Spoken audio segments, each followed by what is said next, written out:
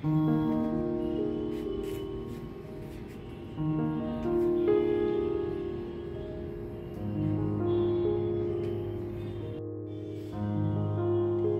শাকটা ছাদ বাগানের, এটা পালং শাক। আজকে আমি তোমাদের সঙ্গে পালং শাকের রেসিপি শেয়ার করব।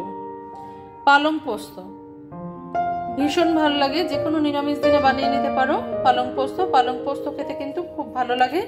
সঙ্গে রয়েছে একটুখানি একটু শীষ হয়েছে পালং শাকে।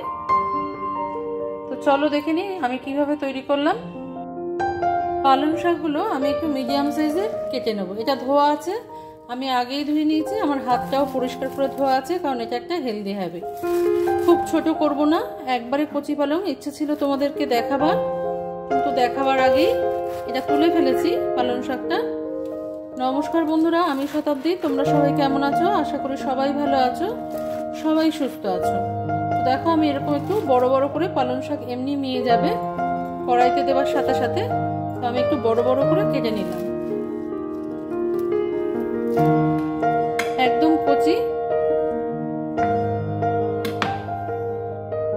পালং পোস্ত করতে আমি পালং শাকের সঙ্গে কটা শিম দেব, আর দেব একটা আলু। এটা অপশনাল, তোমরা দিলেও পারো না দিলেও পারো, তবে দিয়ে কখনো খেয়ে দেখো, খুব ভালো হয় খেতে।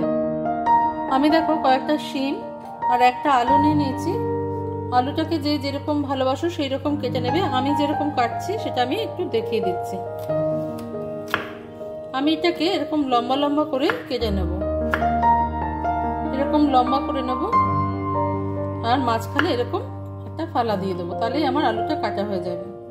তো আলুর যদি কারোর দেখো এই অংশে এরকম বেরোয়, অবশ্যই এই অংশটা বাদ দিয়ে দেবে। এটা খাওয়াটা খুবই খারাপ, এই জায়গাটা আমি বাদ দিয়ে দিলাম। তো আমি আলুটা আর শিমটা কেটে নিয়ে ফিরে আসছি। তো দেখো আমি শিমগুলোকে এইভাবে কেটে নিয়েছি, আর আলুটাকে তো ওইভাবে। এবার রান্নার প্রসেসের দিকে চলে যাব। 2 টেবিল স্পুন মতন, মানে বড় চামচের 2 চামচ মতন পোস্ত আমি এখানে দেখো জলে ভিজিয়ে রেখেছি। তো এবার জল থেকে একটা ছাঁকনির সাহায্যে ছেঁকে নেব, যাতে পোস্তটা পড়ে না যায়। এই পোস্তের মধ্যে দেখো আমি কয়েকটা শুকনো লঙ্কার টুকরো মিশিয়ে দিলাম। এটা অপশনাল, যার ইচ্ছা করবে দেবে, যার ইচ্ছা করবে না দেবে না। তবে শুকনো লঙ্কা বাটাটা দিলে পোস্তটা খেতে অনেকটা ভালো লাগে। পোস্তটা দেখো একটু জলের সাহায্যে আমি কিন্তু এটাকে বেটে নিয়েছি। একটা কড়াই গরম করে নিয়েছি, দিয়ে দিলাম সর্ষের তেল। বাঙালি রান্না অবশ্যই সর্ষের তেলেই হতে হবে, সেই জন্য আমি সর্ষের তেলটা দিয়ে দিলাম। শীতকালে এই পালং শাক কিন্তু নানানভাবে খাওয়া যায়, তবে আজকে আমি তোমাদের সঙ্গে একটা নিরামিষ সোজা সাপটা রেসিপি শেয়ার করলাম। দিয়ে দিলাম কালো জিরা ফোড়নে, সঙ্গে দেবো 2টো শুকনো লঙ্কা। এই কালো জিরা শুকনো লঙ্কা ভাজার যে একটা সুন্দর গন্ধ আসবে, তখন আমরা সবজিগুলো অ্যাড করে দেবো। দেখো ফোড়নটা অনেকটা ভাজা হয়ে এসছে, কালো জিরা শুকনো লঙ্কাটা অনেকটা হয়ে গেছে। এই সময় আমি এর মধ্যে যোগ করে দেবো তরকারিগুলো, যে শিম আর আলুটা আমি কেটে রেখেছিলাম সেটা।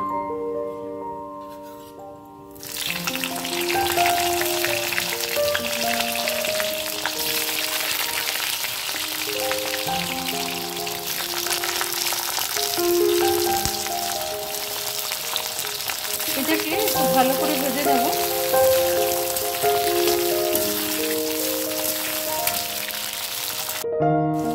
দেখো শিম আর আলুটা ভাজা হয়ে গেছে। এই সময় আমি শাকটা এর মধ্যে অ্যাড করে দেবো।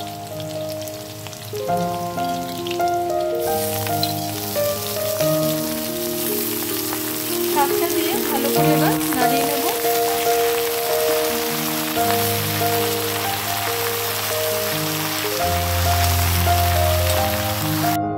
শাকটা দিয়ে নাড়াচাড়া করবার ফলে দেখো কতটা কমে গেছে।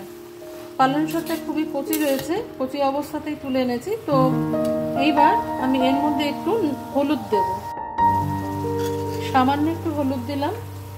নুনটা আমি এই সময় যোগ করব না, কারণ শাক থেকে তাহলে আরো জল কাটবে। নুন মিষ্টি দুটোই আমি দেব, কিন্তু এখন যোগ করব না সেটা, আগে একটুখানি এটা সিদ্ধ হয়ে যায়। অল্প সময়ের জন্য আমি একটুখানি ঢাকা দিয়ে দেবো, যাতে আলুটা সিদ্ধ হয়ে যায়। দেখো 5 মিনিট বাদে আমি ঢাকাটা খুলে নিয়েছি, কারণ শাক তো বেশিক্ষণ ঢাকা দিয়ে রাখলে রংটা নষ্ট হয়ে যায়। তো আলুটা মোটামুটি সিদ্ধ হয়ে গেছে, দেখতে পাচ্ছ নিশ্চয়ই তোমরা। ভাজার সময় একটুখানি হয়েছিল, আর এখন একটু হয়ে গেছে। তো তো এবার আমি এই অবস্থায় এর মধ্যে মিশিয়ে দেবো হচ্ছে বেটে রাখা পোস্তটা।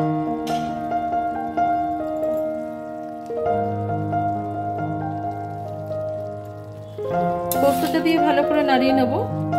সিম্পল সাদাসিধে একটা রান্না তোমাদের আজকে শেয়ার করলাম। অনেকেই হয়তো এইভাবে খেয়ে থাকবে, আবার অনেকেই হয়তো খাওনি। যারা খাওনি তারা একবার ট্রাই করতে পারো, ভালো লাগবে খেতে।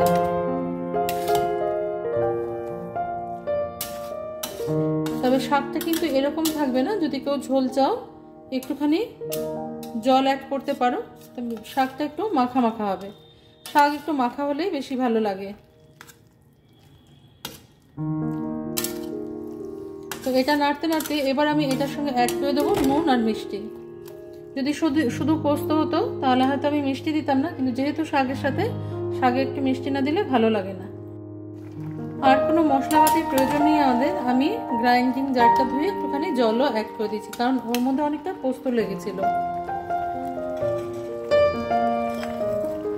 দিয়ে দেবো 1 টিস্পুন চিনি আর কয়েকটা কাঁচা লঙ্কা, আর দেবো একটুখানি নুন।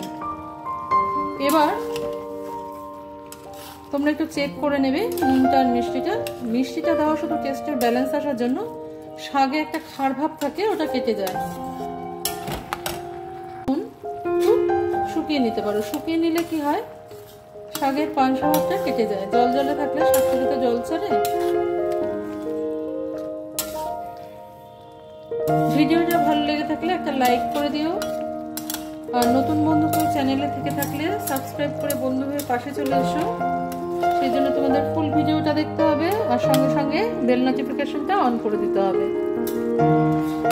যাতে প্রথম ভিডিও নোটিফিকেশন তোমাদের কাছে সবার আগে পৌঁছে যায়। যেহেতু পোস্ত, সেহেতু আমি একটু সামান্য একটু কাঁচা সর্ষের তেল উপর থেকে দিয়ে দেবো, খুব সামান্য দেব।